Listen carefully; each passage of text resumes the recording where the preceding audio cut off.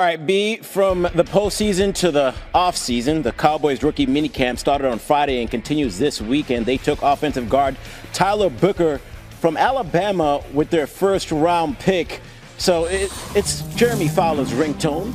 We're talking football, so let's bring out the Fowler Files. Jeremy, still have some work ahead outside of rookie camp for the Cowboys.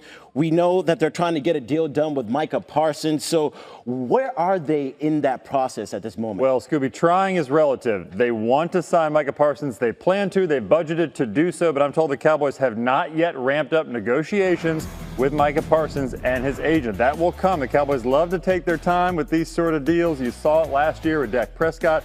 Didn't get done until right before the season. Late August for CeeDee Lamb. They've done that in the past. So they do have a penchant for paying their star players.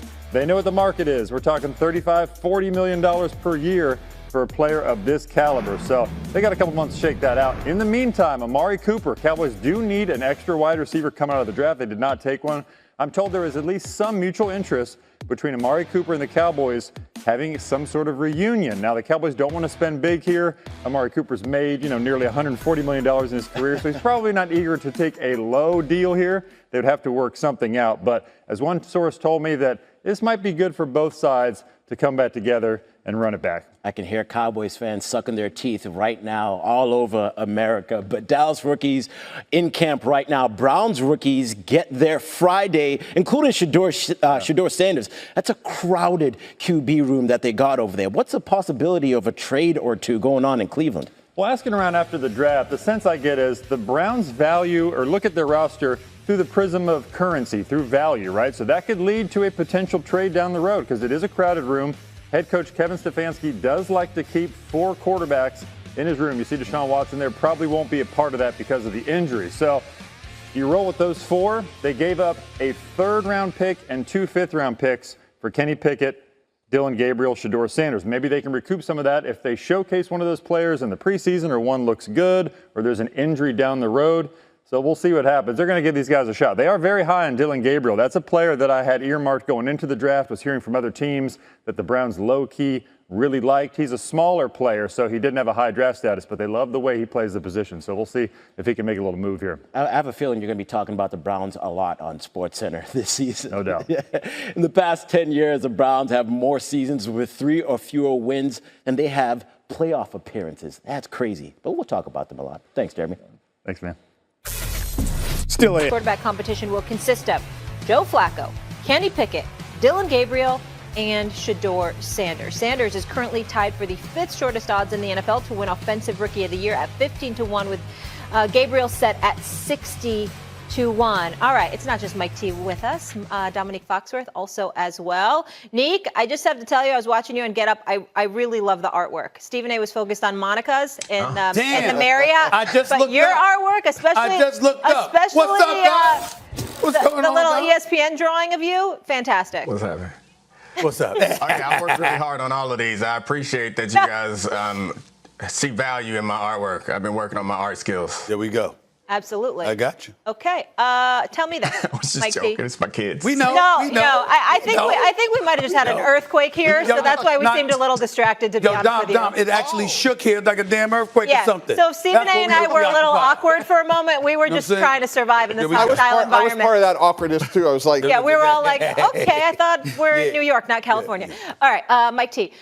Will Shedeur be the Browns starter week 1? Yes, he's the most talented quarterback in that room. Look, I had him at the bottom of the 1st, top of the 2nd. Ironically, I compared him to Kirk Cousins. Kirk Cousins had a great career in Minnesota with offensive coordinator Kevin Stefanski, now the head coach of the Cleveland Browns. Whatever happened in the draft, to me, is ancient history. Shedeur Sanders on Saturday night should have been calling the skill players of the Cleveland Browns, saying, hey, here I come, and start developing a relationship. If I'm the Browns, I either keep Joe Flacco or Kenny Pickett as my veteran guy.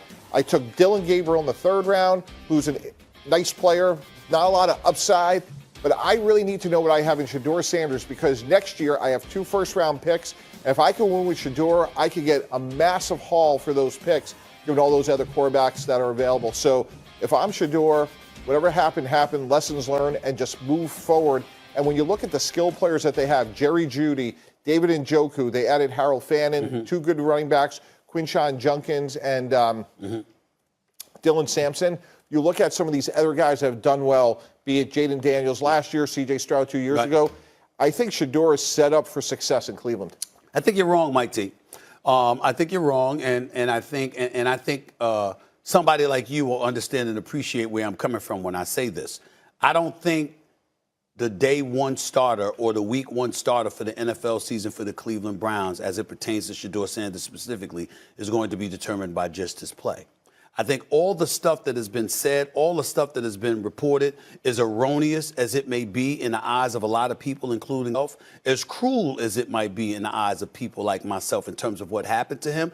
I think that you had people looking to give him a reality check. And now I think what you're going to do is see people wanting to test his emotional and mental resolve as it pertains to that.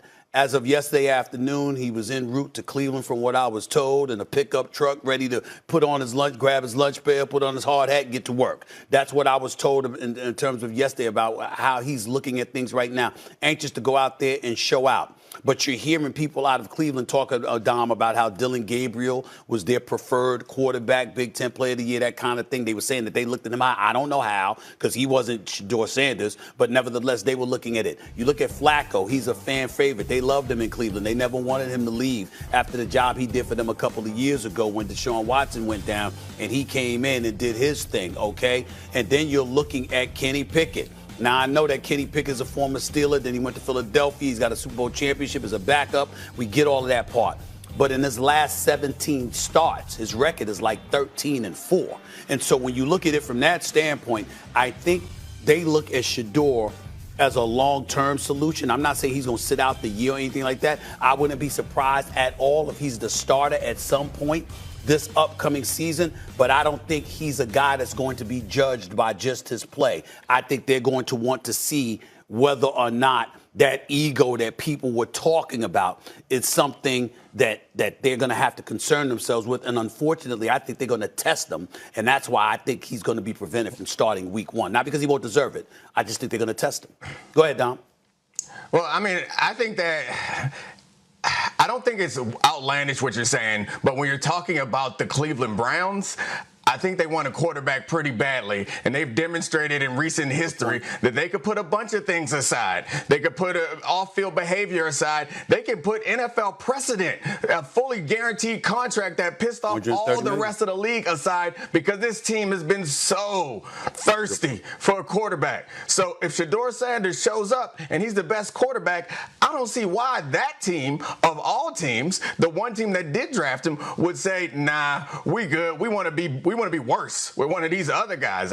I'm not sure that Shedeur is going to be the best quarterback in the room on day one. He's a rookie. Plenty of rookies, first round and second round and third round rookies do not start in week one. I think you're right that he will get a chance to get on the field at some point, but he better make the best of that, because one thing I do know is that the Browns are probably going to be near the top of the draft again next year, and a fifth-round pick is not enough investment for them to not draft another quarterback next year. So Shedeur, whatever he has to do to get better at,